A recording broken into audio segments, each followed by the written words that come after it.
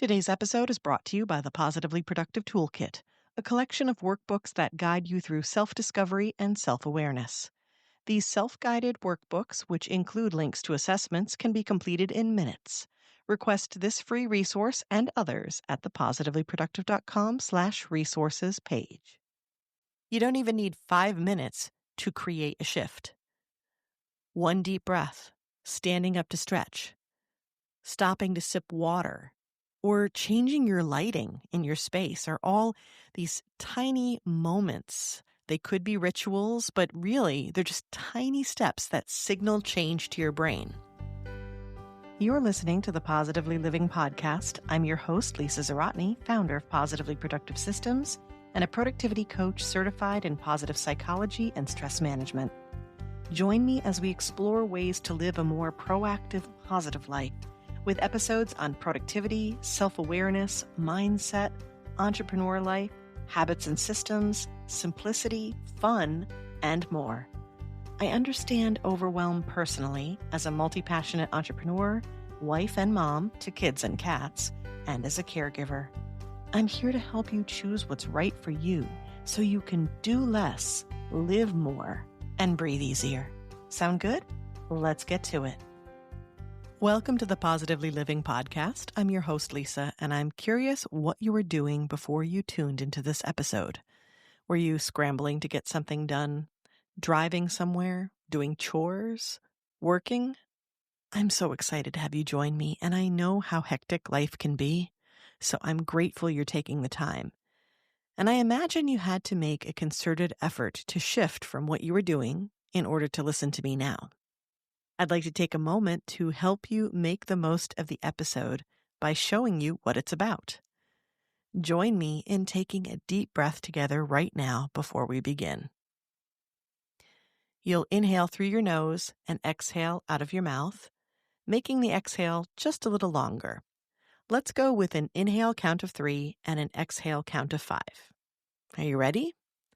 Okay, I'll count for you. Inhale through your nose. 1, 2, 3, and exhale from your mouth. 1, 2, 3, 4, 5. Excellent. A little oxygen and a moment to pause before we dig into the next thing can do wonders. We spend so much time talking about how to plan our days, what tasks to do, when to do them, that we often forget to talk about what happens in between.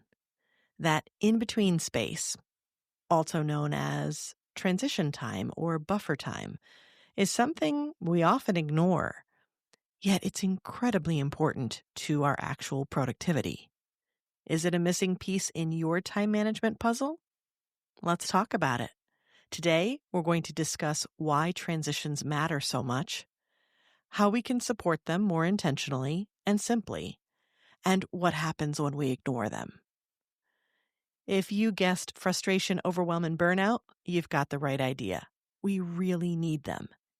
And the good news is we can build them in very simply. Let's talk about the power of transition time.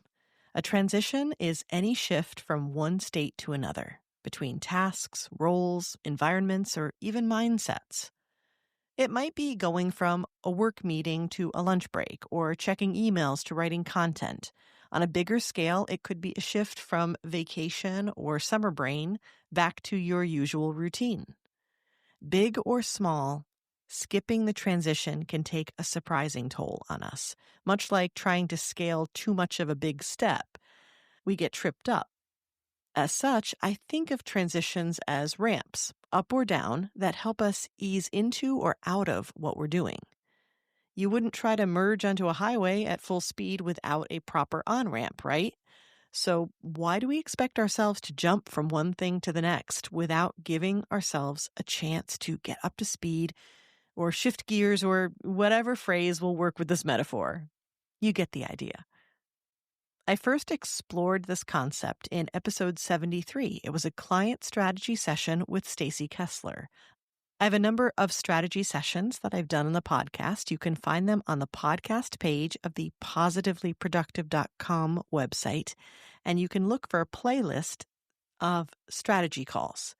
Well, in this one with Stacy, her challenge was that she traveled quite a bit and she had a really tough time getting back to work after vacation.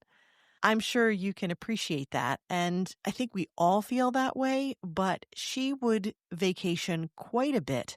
So it kept happening to her to the point where it wasn't just a thing she dealt with a couple of times a year, but she was dealing with it multiple times a year. And it was causing a major problem with her productivity in her business. I realized very quickly that she was trying to go from off to on and on to off way too quickly, and it was making it so much more challenging for her. That's not how humans work. We need warm-up time for reentry and a way to build momentum again. And we talked about this. We need to ramp up and down. This allows us to prepare for rest as well. We not only want to prepare for the projects and the energy and the focus, but also prepare for actually having proper regenerating downtime. So whether it's a long vacation or a weekend off work or a shift between meetings and projects, we need space to adjust and prepare to make the most of them. So we talked about ramping up and down when it comes to vacations in episode 73. I'll make sure to have that in the show notes. And as I said, you can also check the strategy call playlist and find it in there if you'd like to listen to that one as well as others. And you can see some of the suggestions that we make on the bigger scale. Today, we'll focus a little bit more on the transitions you need through your week and through your day. Why are we even talking about this? Honestly, because they're a challenge. They tend to be something that we readily skip because we don't feel like we can build in that time. So I'll be the first to admit that this is a challenge, especially when you're overwhelmed. You have too much to do and too little time, and you feel like you can't possibly take extra time for a break or a breather or to let your foot off the gas. I get it. But by the end of this episode, I hope you'll understand why it's essential that you do. In order to give you proper perspective, it's time to nerd out a little with some science. Let's talk about your nervous system. It plays a huge role in how you experience transitions and why you need them. When you're in go mode, problem solving, multitasking, dealing with stress, you're focused. You are in a sympathetic state in your brain. You'll often hear this as fight or flight. And it's actually essential for focus. It's why you need a little stress in order to be productive. I did an episode on this, and it sounds counterintuitive because we always want to have less stress, but that's really more or less chronic stress. We do need some stress and some push in order for our brains to lock in and go. This is great. We need it for focus, but it's not sustainable long term. If you keep going without the break, that's when you end up in chronic stress and you end up with lots of problems and you don't even get the benefit of the focus with that. When it's time to rest, eat, and even focus in a calmer, creative, low-key kind of way, your body then shifts into the parasympathetic state, sometimes referred to as rest and digest. And I appreciate that phrase because it reminds me of what needs to happen during that state. You've got your fight or flight and your rest and digest. So in the rest and digest mode, it's where restoration happens. It's where we actually absorb what we've experienced or eaten, and we prepare for what's next. Here's the challenge. We cannot flip from one state to another like a light switch. We need some space. We need to signal our brain, and we need to support that shift. That's the concept behind having proper transitions. When you skip a transition, you may stay stuck because you're not going to shift. You may be stuck in the stress cycle, for example. It's why you might carry the tension of a frustrating meeting into your lunch break and wonder why you don't feel rested after it. Or worse, you might even feel like your food's not agreeing with you. And that could actually be because of the stress that you kept with you and the fact that that then caused you to eat very quickly. It may be why, after a tough session with a customer or a hard work day, you snap at your spouse, or why you scroll through social media in the evening and you still can't sleep. You're bringing different energy into different spaces and not allowing what you need out of that time as a result. Your nervous system never got the message to shift gears. Conversely, when you want to dig in and focus on a project and use that positive stress I just mentioned, if you haven't signaled to your brain that you're energized and ready and you want to lock in, you might feel foggy and sluggish and not ready to work. And this is something that happens to us a lot after eating or resting. You need some time in between to kind of build that speed back up and get ready to go. And as much as I hate to mention this, but I have to, for your sake and mine, if you're neurodivergent or if you have a chronic stress or health issue, these transitions may take even more effort and time to navigate. But I promise you they'll be worth it.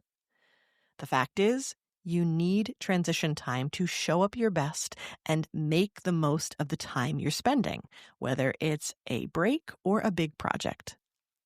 And the best part is, you don't need much scheduled buffer time to make a difference. Even 5 to 10 minutes between tasks can help your brain reset by regulating your energy and shifting your focus, so you can let go of what came before and be ready for and fully present for what's next.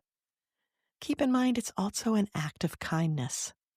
It's an act of self-compassion that acknowledges that you're human, not a robot. While it is about making the most of what you're doing, it's also about giving yourself the care you need. Have I convinced you? I'm not here to convince you, but I am here to give you the information you need to make an informed decision. And I am hoping that you're with me, that the idea of some really good transitions can make a big difference on how you're feeling and how you show up. So then the next question would be, how do you do it? How do you make the space for and support yourself with transition time? I'd like you to consider the following things. Micro transitions. And this is the fact that you need so little time to make a big difference. You don't even need 5 minutes to create a shift. One deep breath, standing up to stretch, stopping to sip water, or changing your lighting in your space are all these tiny moments. They could be rituals, but really they're just tiny steps that signal change to your brain. Anchoring activities. Consider creating certain routines or rituals that open or close a part of your day. One example that's been extremely successful for many of my clients is a shutdown routine after work, where they set their desk in what I call back to neutral. You're resetting it so that you can come back to it and begin work again. This is a great opportunity to clean and tidy up and also to make notes for what you want to work on next, so it gets out of your brain, it's set there safe, and it's ready for when you return. This is especially helpful if you're an entrepreneur or you telecommute and your office is nearby. You have to find a way to shift your mindset from work mode to home mode. And this tactic helped one of my clients especially stop working so much overtime and kind of wandering back to her desk because she was worried about what she needed to get done. Another thing to consider, physical shifts. Change your environment, play some music. I mentioned adjusting lighting. Even what you're wearing, your clothing can trigger your mind for something different, a shift. This is a great example in making sure that you are wearing pajamas for sleep, or that you're wearing athletic clothing for working out, or maybe even considering wearing different clothing when you're working, almost creating a uniform. What's kind of funny, it's not really clothing, but it's a similar concept, is when I am doing the podcast, I always wear headphones. It's kind of like part of my uniform for when I'm in podcast mode, and it really shifts my focus. Any of these physical cues can help your brain distinguish between modes, and that helps it focus differently.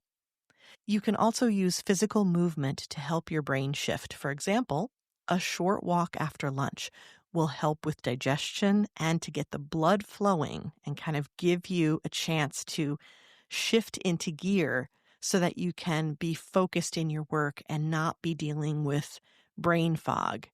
For a calming approach, conversely, lying supine, which means lying on your back face up, for even a few minutes can reduce your stress response physically and mentally in a similar way to meditation.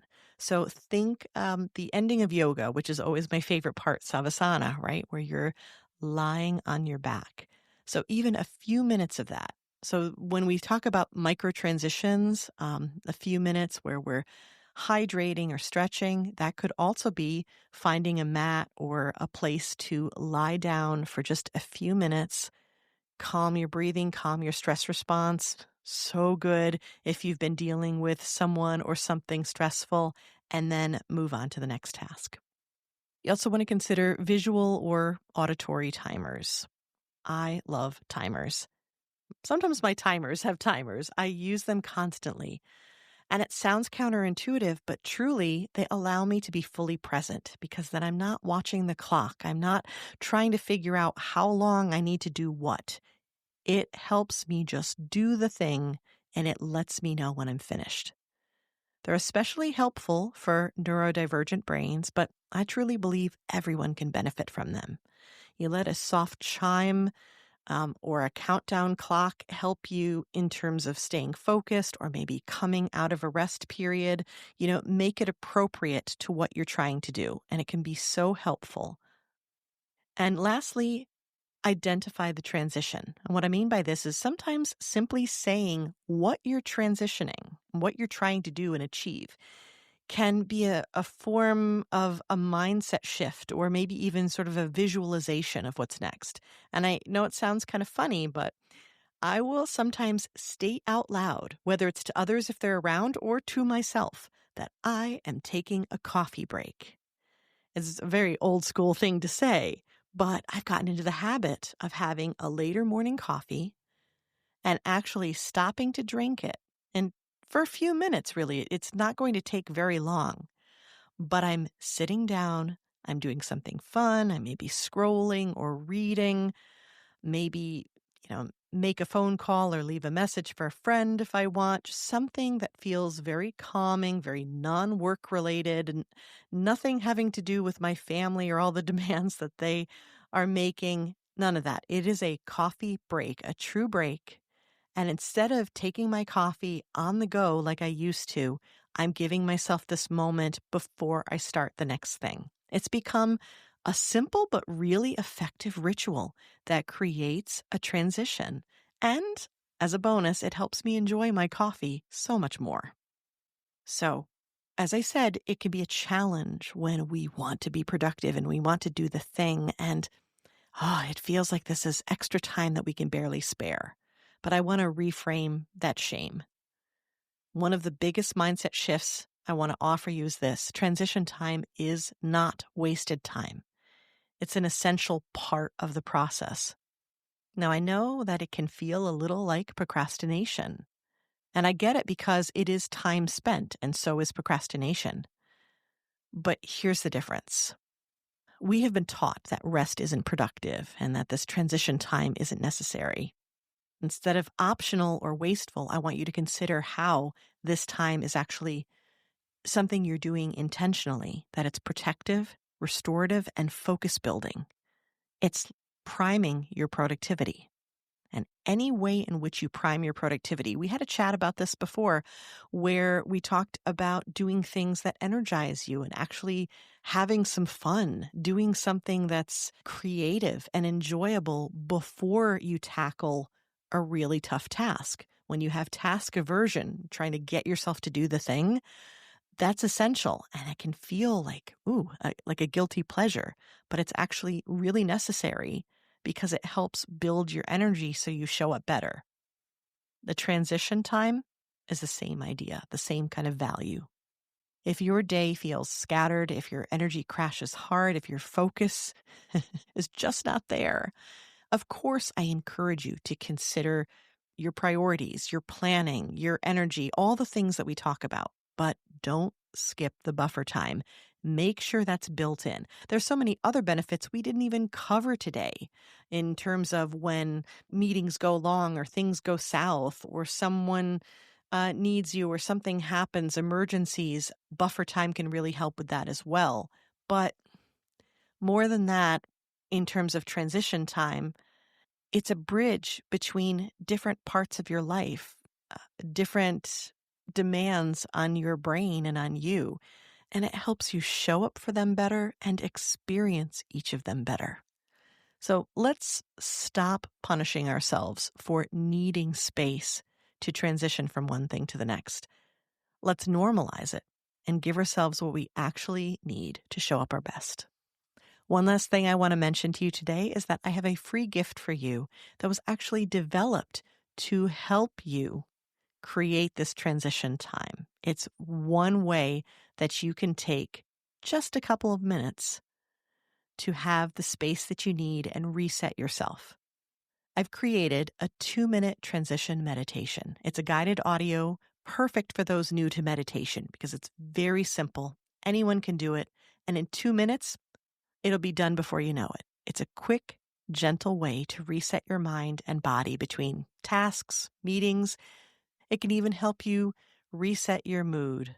You can request it for free by going to positivelyproductive.com/transition, or you can look around on the positivelyproductive.com resources page where there are a ton of free resources that I've mentioned before, like the Positively Productive Toolkit. But this 2-minute transition meditation is a free audio file that you can request and have delivered right to your inbox. You can listen on any device. You can listen repeatedly. And once you're on the Positively Productive VIP list, because you've requested it, you can reply to any email you receive with questions and feedback about it. As we close this episode today, remember, this is about making the most of your time, energy, and resources by building in support that you need to work your best. Whether you use my 2-minute transition meditation or you try something else suggested, I encourage you to experiment this week with just one mindful transition each day. And as always, I'll be here cheering you on.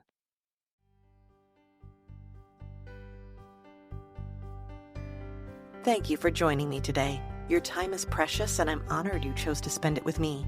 If you have feedback or questions, you can find me through the Connect page of the positivelyproductive.com website. And if you're looking for any of the resources mentioned here, from books to products to training and more, go to positivelyproductive.com/resources.